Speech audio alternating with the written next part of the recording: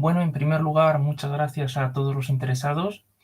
Es un auténtico honor poder participar en este Congreso Internacional de Nodos del 2025 y el trabajo que vamos a presentar ahora lleva por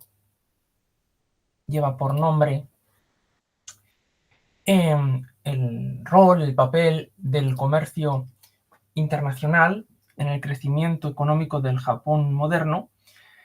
Y se trata de un trabajo de investigación que se centra en un tema relativamente bien estudiado, que es la relación entre comercio y crecimiento, pero que reviste especial interés en el caso concreto de un país como Japón, que lleva décadas sufriendo un estancamiento casi secular y que ha venido aplicando políticas destinadas a poner fin a esta situación, especialmente desde el año 2012, con lo que se conoce como Abenomics.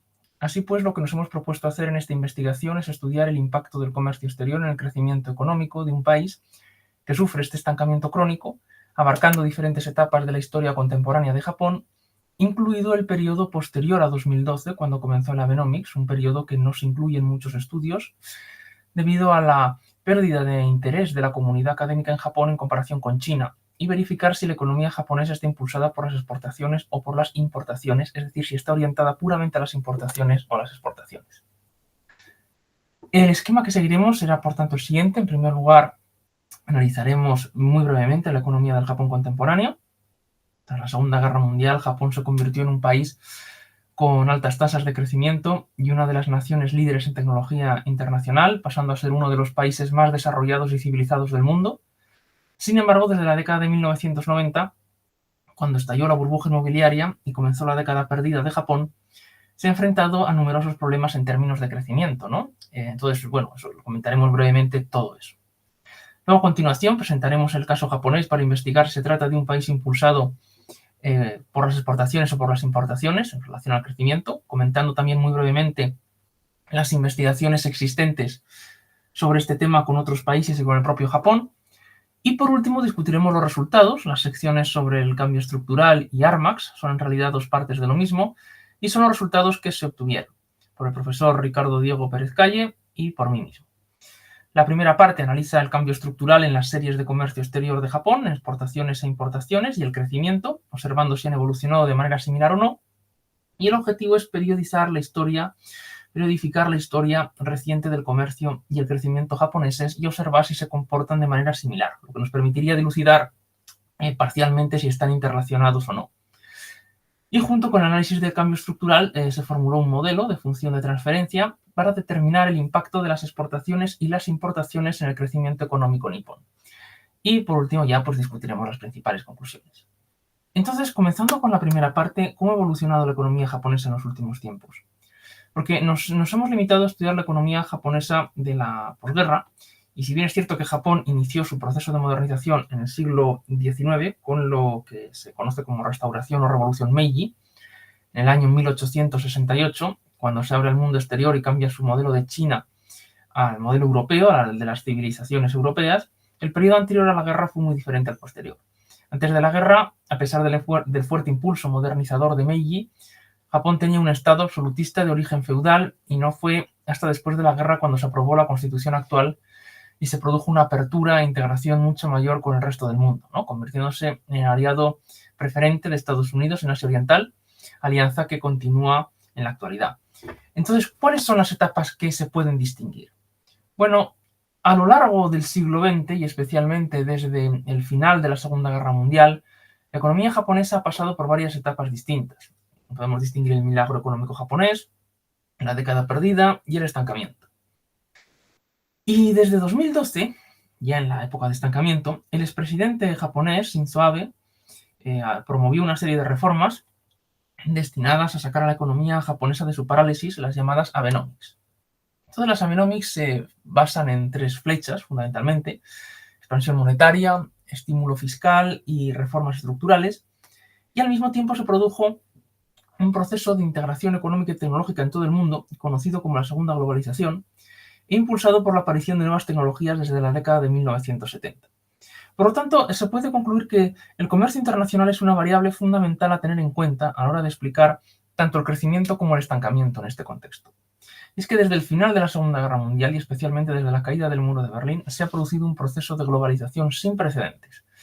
Desde la perspectiva económica, este proceso se ha caracterizado por la formación de cadenas globales de valor en todo el mundo, en las que cada país ya no comercia con un bien específico, como los modelos comerciales clásicos de Ricardo Hexerolin, sino con componentes del mismo bien que luego se ensamblan. Y luego, por lo tanto, se puede comprender la relevancia de estudiar el comercio internacional en la segunda globalización. La cuestión que está en juego es el peso y la importancia desiguales que pueden tener exportaciones e importaciones en función de las características del país. Entonces, la pregunta que hay que plantearse es, ¿la economía japonesa ha estado impulsada por las exportaciones o por las importaciones? No se trata de una cuestión menor, especialmente en el panorama internacional actual. Desde el establecimiento del orden comercial internacional, tal y como lo conocemos, se han producido cambios muy importantes con la aparición de nuevos centros de poder económico a nivel mundial, que ha puesto de relieve el papel de las economías emergentes, en particular de la economía de China, y es precisamente el auge de China lo que ha despertado sospechas en otros países, ¿no? Especialmente en Estados Unidos, que ha visto con recelo el papel protagonista que tiene China hoy en día en el comercio internacional, llegando a la conclusión de que el orden comercial que ellos mismos promovieron se haya vuelto desfavorable y que son necesarios cambios de gran alcance. Es en este contexto en el que es importante analizar el papel que desempeña un país dentro de este orden internacional y la serie de comercio exterior, así como su relación con el crecimiento económico. La bibliografía sobre el crecimiento y comercio exterior es amplia y extensa, de hecho. Los estudios centrados en Japón, sin embargo, son mucho más escasos, y en parte porque Japón es una economía industrializada antigua, ¿no? Cuyo proceso de modernización, como habíamos dicho, se remonta al siglo XIX con la restauración Meiji. Los estudios realizados sobre Japón entonces no abarcan el periodo más reciente de la historia, ya que a veces se limitan al periodo anterior a la década de 1990 y la década perdida, o en otros casos al periodo anterior a 2012, antes de la aplicación de las medidas económicas del primer ministro Abe, las llamadas Abenomics, de la pandemia de COVID-19, y el inicio de la guerra comercial y tecnológica entre Estados Unidos y China. Entonces, el objetivo de esta investigación es, por un lado, analizar la relación entre las exportaciones y las importaciones y el crecimiento del PIB japonés. Se ha llevado a cabo un análisis de ruptura estructural de estas series, de modo que puedan periodizarse sobre la base de un análisis econométrico sin asumir periodificaciones basadas en acontecimientos que podrían considerarse importantes desde una perspectiva de política económica o histórica. Esta metodología es la que aplican Kubel y Palafox en el 98, Pons, Palusi y Tirado en 2006, para el caso de la renta española, o Serrano, Sabat y Gadea en el 2008 para el caso de las series de comercio exterior español de Prados. Y se propone un modelo Armax de función de transferencia, en nuestro caso, para dilucidar el impacto de cada una de las series del sector exterior japonés sobre el crecimiento económico, con el objetivo de analizar el efecto de cada una de ellas y determinar el crecimiento, si ese crecimiento está impulsado por las exportaciones o las importaciones.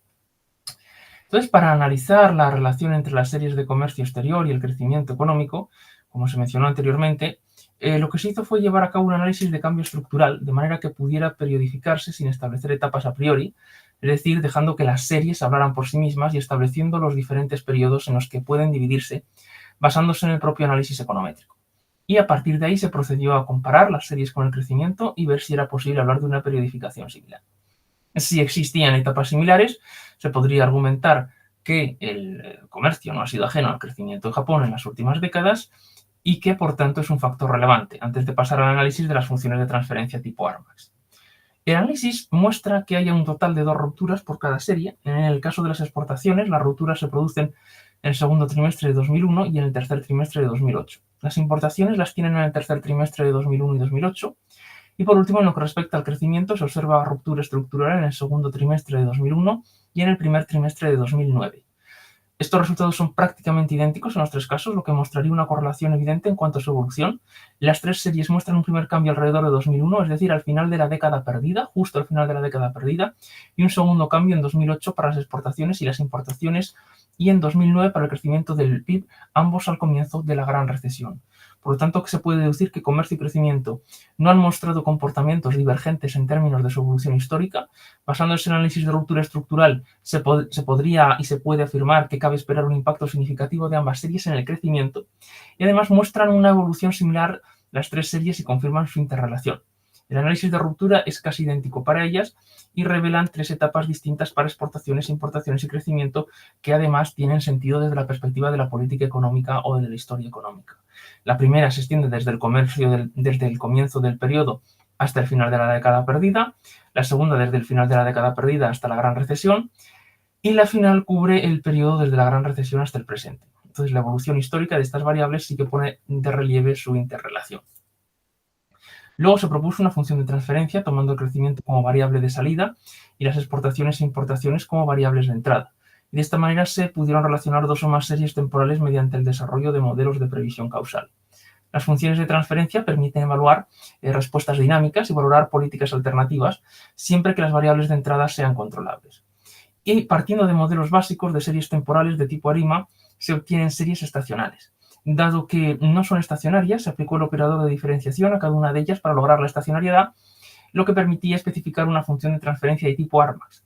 Y además se incluyeron variables de control ficticias, llamadas S, asociadas a los periodos estacionales. Las exportaciones mostraban un impacto positivo y significativo en el crecimiento del PIB, a diferencia de las importaciones, que presentan un efecto ambiguo. Estos resultados respaldan la hipótesis de que el crecimiento de Japón está impulsado por las exportaciones, como indican Zhang y Bainbridge en 2012, y se cumplen las hipótesis de estacionalidad, y dado que la muestra se toma trimestralmente, hay suficientes observaciones para respaldar la convergencia hacia una distribución normal.